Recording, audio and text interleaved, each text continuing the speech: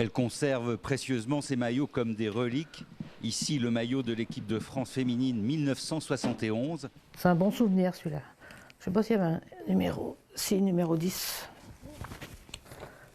Christine Tchopp est alors capitaine du 11 tricolore. Elle participe à la première Coupe du Monde féminine au Mexique. J'en garde un souvenir merveilleux parce que c'était vraiment, on a passé un mois vraiment super. Là, on sentait qu'on était, qu'on s'occupait de nous, puis qu'on voyait le football féminin. Au Mexique, il y avait déjà un engouement chez eux. C'était pas comme en France. En France, on avait les 10 personnes qui venaient nous voir, tandis que là-bas, il y avait vraiment du monde et tout. Ils accueillaient. Puis nous, les Françaises, ils nous aimaient bien, les Mexicains. Ils nous appelaient leurs petites Françaises, alors c'était super sympa.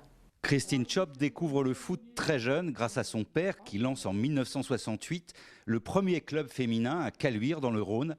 Elle est alors repérée par la Juventus de Turin. Un jour, ils m'ont proposé de pouvoir jouer chez eux, c'est-à-dire habiter chez eux.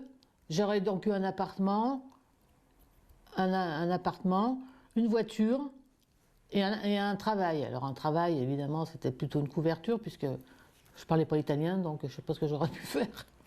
Finalement, Christine refusera de quitter sa ville de Caluire.